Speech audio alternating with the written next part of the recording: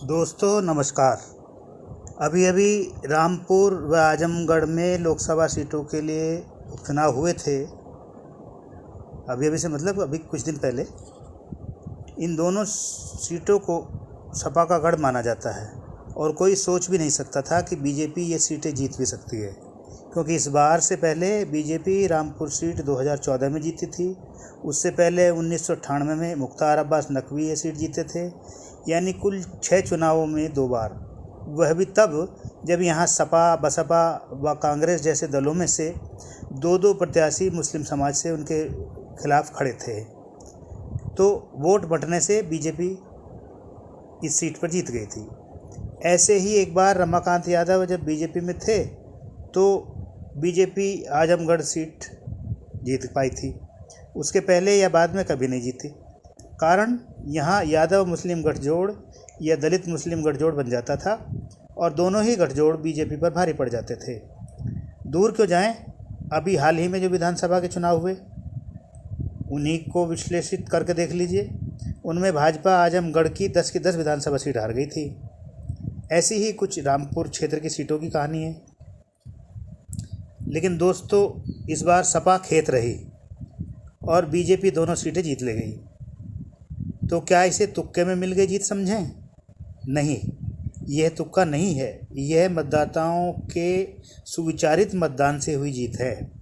मुस्लिम मतदाताओं ने जहां आजम खान का साथ न देने पर सपा से नाराज़गी व्यक्त की है, वहीं योगी सरकार द्वारा गलत तत्वों पर बुलडोजर चलाने की कार्रवाई से प्रसन्न हुए गैर मुस्लिम मतदाताओं की एकजुटता से ये चुनाव जीता गया है। गैर मुस्लिम मतदाताओं ने घनश्याम लोधी के पक्ष में जमकर मतदान किया। आजमगढ़ में भी यही हुआ। मुस्लिमों ने वहाँ उदासीनता बरती और काफ़ी कुछ यादव समाज के लोगों ने बीजेपी के पक्ष में मतदान किया, क्योंकि दिनेश लाल यादव निरहुआ उनके समाज से ही आते हैं और स्थानीय उम्मीदवार भी थे। अति पिछड़े वर्ग के मतदाताओं का भी काफ़ी वोट निरहुआ को मिल गया। लेकिन दोस्तों, इस जीत के लिए बीजेपी को अपनी पीठ खुद थपथपाना छोड़कर ये भी सोचना होगा कि सन 2024 में यही समीकरण दोबारा दोहराए जाएंगे, ये ज़रूरी नहीं है।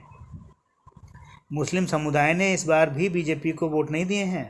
थोड़ा बहुत कुछ रामपुर में दिए हों, वह भी नवेद मियाँ द्वारा अपने समर्थकों को बीजेपी को सपोर्ट करने के आह्वान के बाद। असली बात तो यह है कि मुस्लिम समुदाय अगले 2 सालों तक ये परख कर देखना चाहता है कि देखें बीजेपी जो सब लोगों में तो इतनी पॉपुलर हो रही है, हमारे लिए अब आगे क्या करती है। वह मुस्लिमों के हालात सुधारने के लिए कुछ करती है या नहीं। बीजेपी मुस्लिमों के सम्मान पर आँच आने वाले मुद्दे पर तो नहीं चली जाएगी। वे ये परखना चाहते हैं। यदि ऐसा हुआ तो मुस्लिम समाज 2024 के चुनाव में फिर एकजुट होकर बीजेपी के खिलाफ मतदान करेगा। फिर भले ही वह सपा के पक्ष में मतदान करे या बसपा के पक्ष में मतदान करे। इसलिए बीजेपी को अब मुस्लिमों के इस मौन इशारे को समझना होगा और अभी से मुस्लिम समाज को अपने साथ जोड़ने के लिए लग जाना होगा। साथ ही साथ ये ध्यान रखना होगा कि कट्टरपंथी मुस्लिम लोग कोई ऐसा काल्पनिक मुद्दा ना खड़ा कर पाएँ जिससे मुस्लिम समाज को ये लगे कि बीजेपी उनकी भावनाओं को फिर चोट पहुंचा रही है। पीएफआई जैसी संस्थाएं व महमूद मदनी और ओवैसी जैसे लोगों की हर चाल को समय रहते नाकाम करना होगा, जो कोई ना कोई शगुफा छोड़कर मुस्लिम वोटरों को हर चुनाव के समय बरगलाने का काम करते हैं। वे हर चुनाव में यह जताने में सफल हो जाते हैं कि बीजेपी मुस्लिमों के लिए फिर कोई बड़ा खेल कर रही है। इन चीज़ों पर काम करते हुए योगी सरकार यदि हर नागरिक की तरह मुस्लिमों के लिए भी काम करती है तो वे बीजेपी के पक्ष में भी मतदान कर सकते हैं, क्योंकि अब मुस्लिमों में भी बीजेपी सरकार के प्रति रोष कुछ तो कम होने लगा है। इसलिए वह अगली बार कुछ ज़्यादा परसेंटेज में बीजेपी के पक्ष में मतदान कर सकते हैं। और अगर किसी मुद्दे के सामने आने पर वे इसमें भी कुछ झिझके तो वे बीजेपी के विरोध में तो मतदान नहीं ही करेंगे। इससे भी बीजेपी को अप्रत्यक्ष लाभ ही होगा और ये पार्टी अपनी सुविधा से चुनाव जीतने की रणनीति बना सकती है। वैसे भी हर सरकार को राजधर्म का पालन करना चाहिए। सब धर्मों व सब जातियों को बराबर मानकर काम करना चाहिए। तो दोस्तों, इस चर्चा को अब यहीं विराम देता हूँ। फिर मिलते हैं अगले वीडियो में। नमस्कार।